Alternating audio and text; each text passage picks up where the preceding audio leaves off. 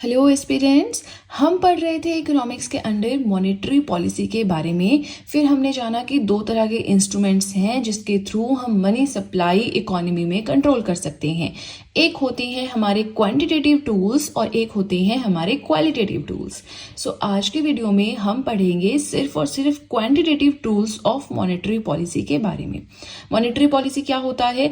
Money supply को control करना market में, change in the supply of money in the market, in the economy. ठीक है, तो मॉनेटरी पॉलिसी बहुत ही ज्यादा अच्छे से प्रीवियस वीडियो में मैंने पढ़ाया है।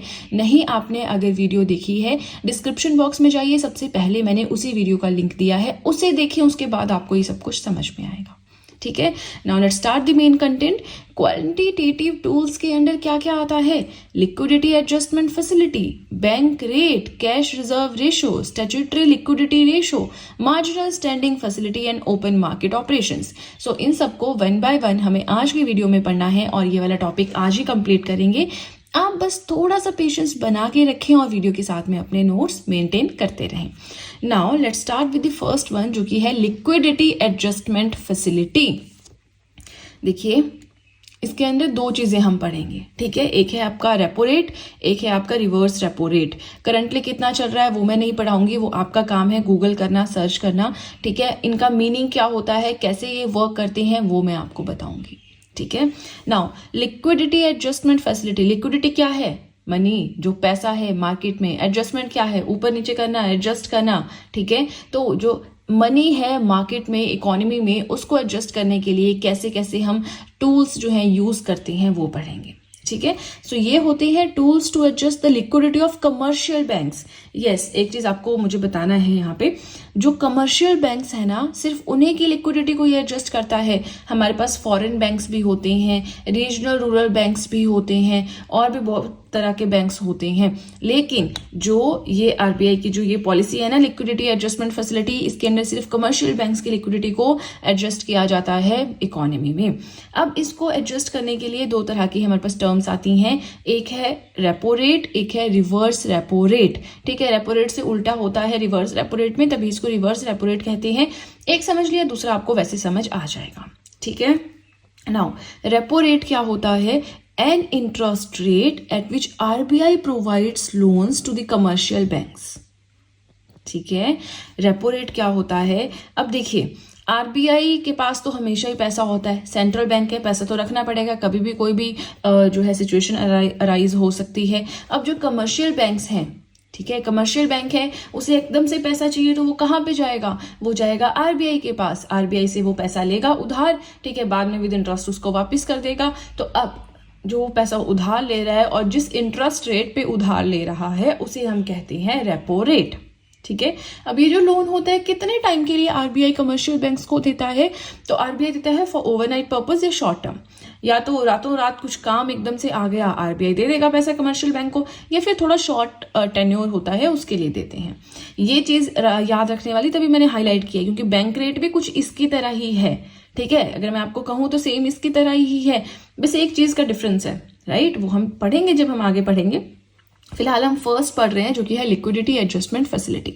ठीक है, तो रेपो रेट समझ आ गया, कमर्शियल बैंक्स को पैसा चाहिए, आरबीआई के पास जाएगा, आरबीआई लोन देगा उनको, लेकिन जिस इंटरेस्ट रेट पे लोन देगा उसे हम क्या कहते हैं? रेपो रेट कहते हैं। ठीक है, अब दो चीजें होती हैं, पहले कमर्शियल बैंक बोरो करेगा, फिर कमर्शियल बैंक उसको रिटर्न भी करेगा, है ना।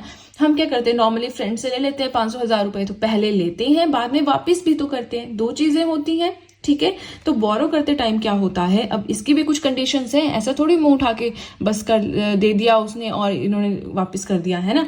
अब हम अगर पुराने टाइम की बात करें, साहूकार के पास जाते थे, पैसे चाहिए तो क्या रखते थे वहां पे गिरवी? अपने गहने, अपनी जमीन, यही रखते थे ना, है ना। तो अब यहाँ पे कमर्शियल बैंक को भी कुछ गिरवी रखना पड़ता है, एक श्योरिटी देनी पड़ती है कि नहीं हम आएंगे, वापस करेंगे आपका पैसा। ठीक है, नाउ अब सबसे पहले क्या है, एक्सिस बैंक मैंने यहाँ पे ऐसे एग्जांपल ले लिया है, आप कोई भी बैंक रख लें, तो कोई भी बैंक है, जैसे एक्सिस बैंक है, इजी रहता है समझने के लिए, कोई भी बैंक से बोला, है ना। ना एक्सिस बैंक है, वो क्या करेगा, आरबीआई के पास जाएगा कि मुझे पैसे चाहिए, आप मुझे पैसे दे दो और उसके बदले में आप ये गवर्नमेंट सिक्योरिटीज मेरी रख लो। ठीक है, मुझे पैसे दे दो और ये गवर्नमेंट सिक्योरिटीज रख लो, एक तरह से मेरी जमीन रख लो जी, मेरे गहने रख लो जी, बट मुझे पैसा चाहिए अर्जेंटली, तो प्लीज दे दो। आरबीआई क्या करेगा, आरबीआई का तो काम ही है मनी लैंड करना, तो वो पैसा देगा, लेकिन जिस इंटरेस्ट रेट पे पैसा देगा that is known as the repo rate. Okay, now borrow कर लिया, ठीक है, उधार ले लिया आपने अपने दोस्त से, एक्सिस बैंक ने ले लिया आरबीआई से, अब रिटर्न करने जाएगा। तो जब रिटर्न करने जाएगा तो एक्सिस बैंक पहले पैसा वापस करेगा आरबीआई को कि ये लो आपका पैसा, मेरा काम हो गया पूरा, इंटरेस्ट रेट भी मैंने आपको दिया है साथ में, अब आप मेरी सिक्योरिटीज मुझे वापस ट्रांसफर कर दो। तो आरबीआई वो सिक्योरिटीज वापस ट्रांसफर कर देगा। ठीक है, पुराने टाइम में साहूकार ऐसा नहीं करते थे, वो पैसा भी ले लेते थे, गहने भी नहीं देते थे, जमीन भी नहीं देते थे, है ना। तो चलिए वो तो अलग पार्ट है, बट समझाने के लिए मैंने इजी सा एग्जांपल ले लिया था। समझ आ गया, आरबीआई ने पहले पैसा दिया फिर उसने वापस ले लिया, तो ये हो गया हमारा रेपो रेट। आई होप आपको समझ आ गया, कोई बहुत बड़ी भारी चीज नहीं है, अभी तो भारी चीजें आनी आगे आगे, है ना। चलिए, हो गया रेपो रेट। अब देखते हैं reverse repo rate. Reverse repo rate माने रेपो रेट का रिवर्स, उल्टा। ठीक है, the rate at which RBI borrows from commercial banks.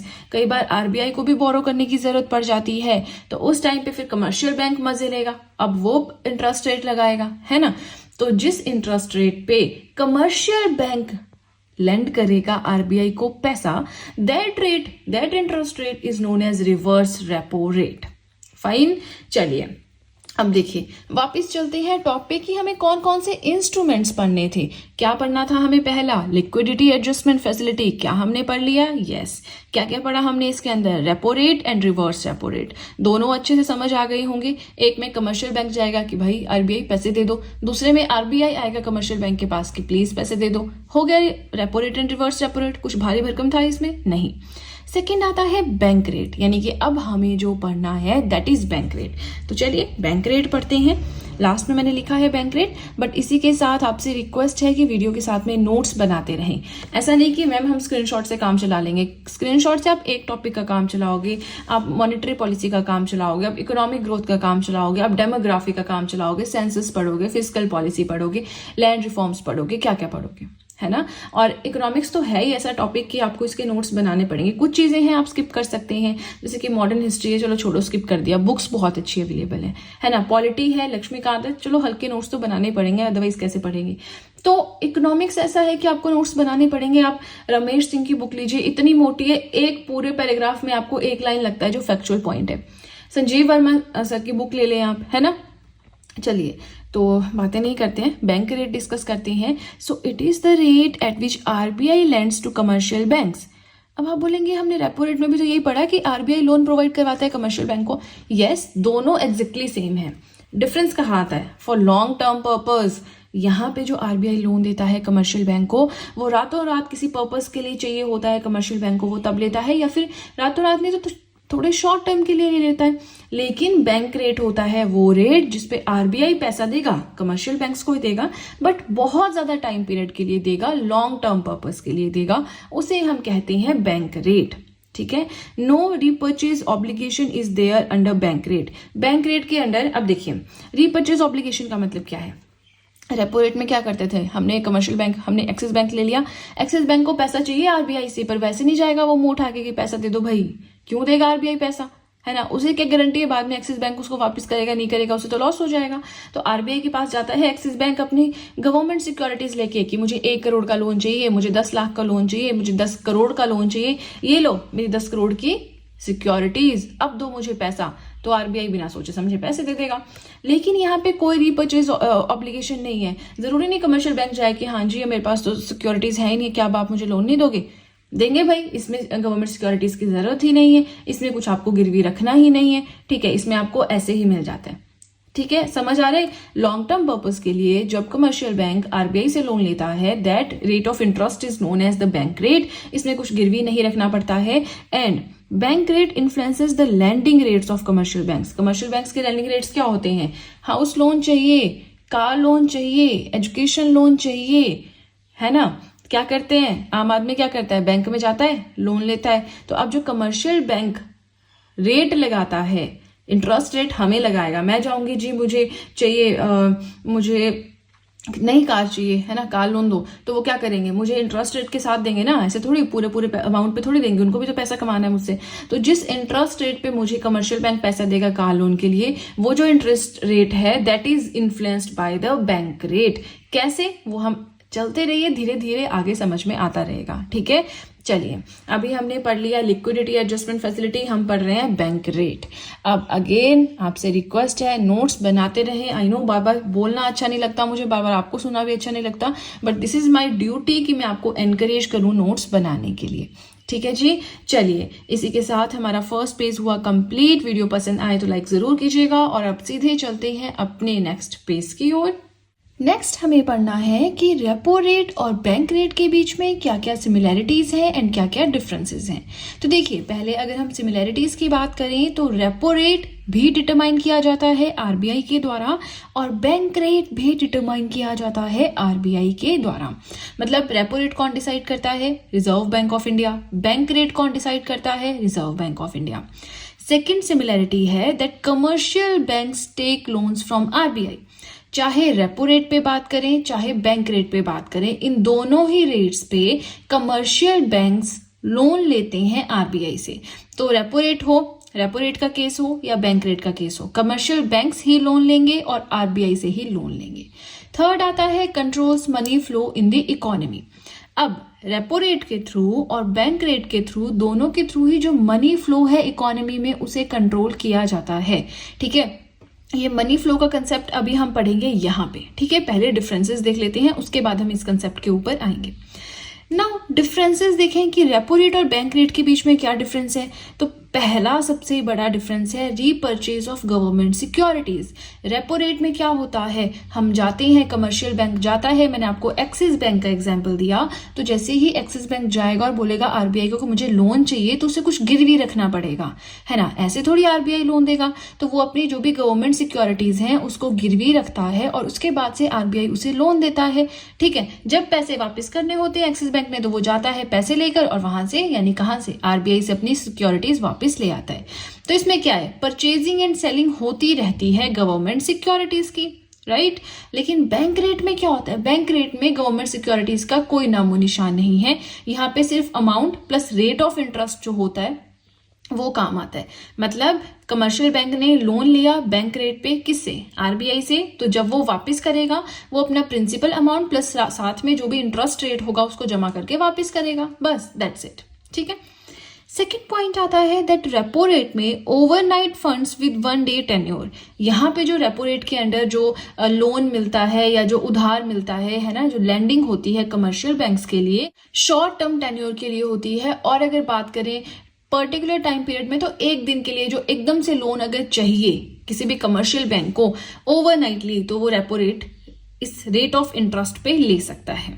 ठीक है, बैंक रेट की बात करें, tenure can be up to 28 days. तो हम क्या बोलते हैं कि लॉन्ग टर्म के लिए अगर चाहिए, लॉन्ग टेन्योर के लिए अगर लोन चाहिए किसी भी कमर्शियल बैंक को, तो वो क्या करेगा, वो बैंक रेट पे लेगा। लेकिन जो वो लॉन्ग टेन्योर है वो कितना है ये तो हमें नहीं पता।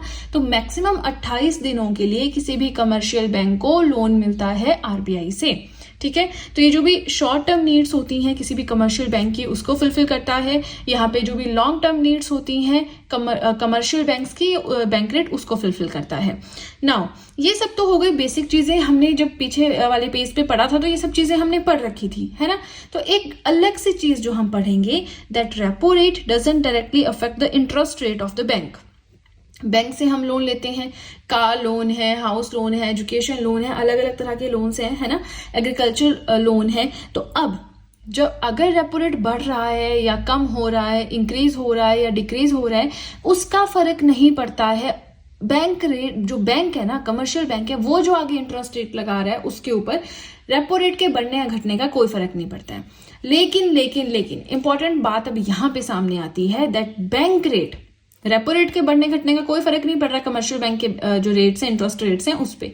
लेकिन बैंक रेट की अगर बात करें, it directly affects the banks lending rates to consumers या कस्टमर्स बोल लीजिए, या अगर इसको थोड़ा सा और इजी भाषा में बात करें, सो बैंक रेट से क्या होता है, the rates eight which commercial bank lands directly effect करता है इसको। अब इस बात का क्या मतलब है, देखिए यहाँ पे क्या बात कर रही हूं मैंने आपको क्या कहा कि बैंक रेट अगर बढ़ेगा तो जो कमर्शियल बैंक है, बैंक रेट क्या होता है, वो इंटरेस्ट रेट जिसपे कमर्शियल बैंक आरबीआई से लोन लेगा, है ना। अब अगर बैंक रेट बढ़ा दिया आरबीआई ने, तो जो कमर्शियल बैंक है ये जो आगे कस्टमर्स को या कंज्यूमर्स को अपना इंटरेस्ट रेट चार्ज करता है वो भी बढ़ा देगा। क्यों बढ़ाएगा, क्या सर्कल है, क्या कंसेप्ट है, अब हम वो समझेंगे। ठीक है, तो अब समझने वाली बात है, ध्यान से सुनिएगा। शॉर्ट में आप इसको एज इट इज बना लें, बहुत हेल्पफुल आपके लिए रहेगा। एक चीज समझ लेना, अगर आरबीआई ने लैंडिंग रेट बढ़ा दिया तो कमर्शियल बैंक अपना इंटरेस्ट रेट बढ़ा देगा। मतलब अगर आरबीआई ने बैंक रेट बढ़ा दिया तो जो भी कमर्शियल बैंक है वो अपने आगे इंटरेस्ट रेट जो लगा रहा है अलग अलग चीजों के वो भी बढ़ा देगा। क्यों, चलिए देखते हैं। आरबीआई क्या करता है, कमर्शियल बैंक्स को पैसा देता है उधार, ठीक है, बैंक रेट पे देता है उधार। मान लीजिए कि पहले वो कम रेट ऑफ इंटरेस्ट पे देता था, ठीक है, अब वो कम मान लीजिए 1% रेट ऑफ इंटरेस्ट पे दे देता था फॉर एग्जाम्पल। तो कमर्शियल बैंक क्या करेगा, अब वो 1% उधार, मतलब जो उसने प्रिंसिपल अमाउंट लिया है उस पर इंटरेस्ट वापस करेगा ना आरबीआई को। अगर उसने 100 रुपए लिया है आरबीआई से तो वो उसको 101 रुपए देने पड़ेंगे, 1% इंटरेस्ट रेट देना पड़ेगा। तो कमर्शियल बैंक वो 1 रुपए इंटरेस्ट रेट कहां से लाएगा, वो 1 रुपए एक्स्ट्रा कहां से लाएगा, उसने तो 100 रुपए लिए। तो वो क्या करेगा, वो ए, बी और सी उसके कस्टमर्स हैं, उसके कंज्यूमर्स हैं, किसी ने एजुकेशन लोन लिया है, किसी ने एग्रीकल्चर लोन लिया है, किसी ने हाउस लोन लिया है, किसी ने कार लोन लिया है। तो आगे कमर्शियल बैंक क्या करता है, अलग अलग लोन्स प्रोवाइड करवाता है अलग अलग तरह के। तो जब वहां से रेट ऑफ इंटरेस्ट आएगा उसमें से अपना पैसा काट के वो आरबीआई को देगा।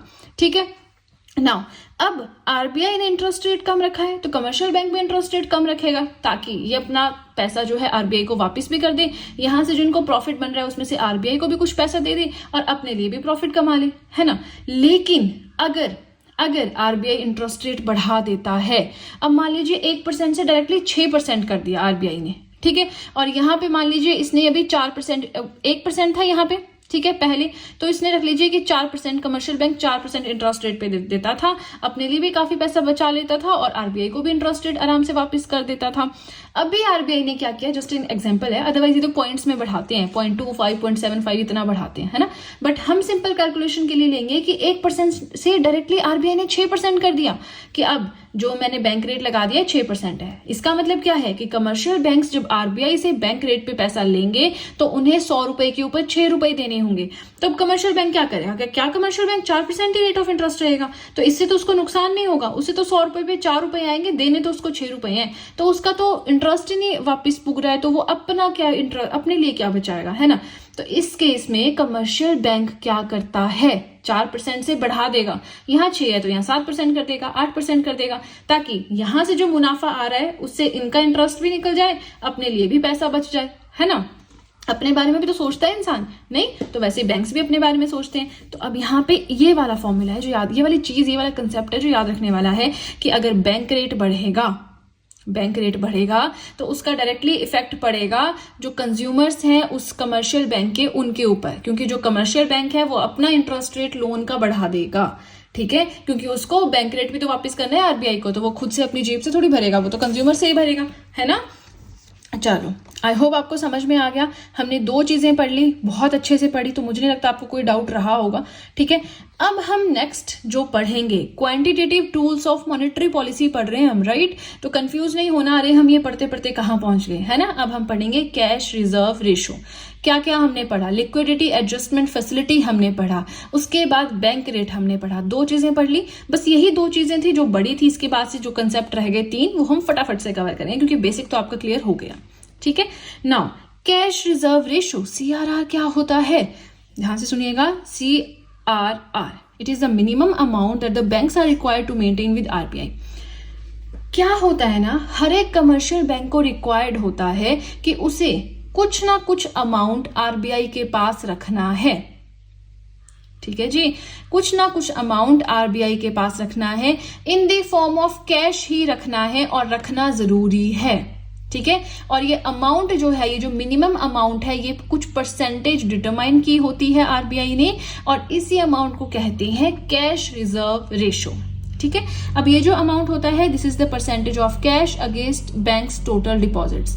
बैंक का जो टोटल डिपॉजिट है, फॉर एग्जाम्पल 100 करोड़ है बैंक के पास, ठीक है, तो अब CRR क्या होगा। अब आरबीआई ये नहीं बोलेगा आप मेरे पास जी 100 करोड़ में से 10 करोड़ रखो, नहीं, या 1 करोड़ रखो या 50 लाख रखो, नहीं।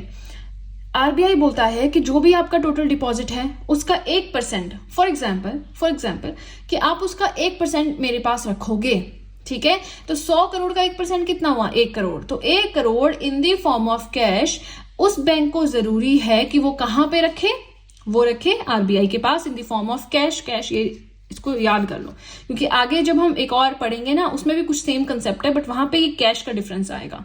ठीक है, now banks don't earn any interest on that money. अब ऐसा नहीं है कि कमर्शियल बैंक्स ने आरबीआई के पास पैसा रखा हुआ है तो आरबीआई उस पर इंटरेस्ट रेट देगा उस पर। नो, आरबीआई कोई इंटरेस्ट नहीं देगा, वो जस्ट सिक्योरिटी के लिए है कि अगर कल को बैंक डूब जाता है तो उस पैसे से वो लोगों की भरपाई कर सके, है ना।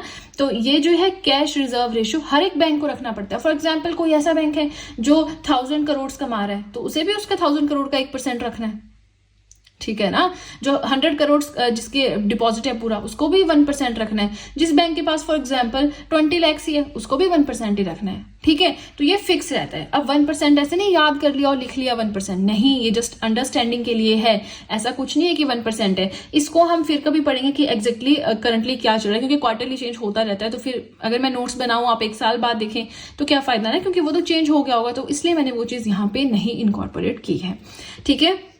चलिए, 3 चीजें हमने पढ़ ली। हमने रेपो रेट, यानी रेपो रेट नहीं कहेंगे, हम कहेंगे लिक्विडिटी एडजस्टमेंट फैसिलिटी, जिसमें हमने 2 चीजें पढ़ी। क्या क्या? Repo rate and reverse repo rate. Second हमने पढ़ा बैंक रेट एंड थर्ड हमने पढ़ा कैश रिजर्व रेशियो।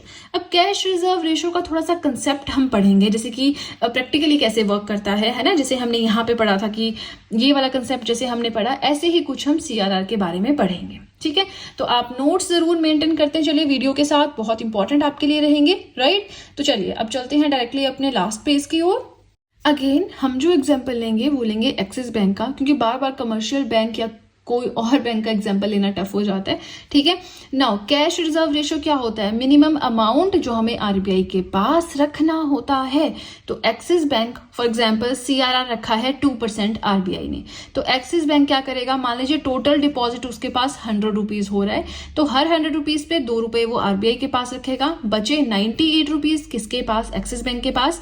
तो इन 98 रुपीज को एज अ लोन वो अपने कस्टमर्स को, कंज्यूमर्स को, रिटेलर्स को दे देगा, ठीक है। इस पे जो इंटरेस्ट आएगा फिर कोशिश करेगा कि उससे ही सारा इंटरेस्ट जो है पूरा हो जाए, right. Now if RBI feels that money supply has increased in the economy, इसका मतलब क्या है? इसका मतलब ये है कि अगर आरबीआई को ऐसा लगता है कि लोगों के पास बहुत ज्यादा पैसा आ गया है, लोग बहुत ज्यादा अमीर हो गए हैं, उनसे पैसा खींचना पड़ेगा मुझे अपने पास, है ना। लोग बहुत अमीर भी नहीं होने चाहिए इकोनॉमी में।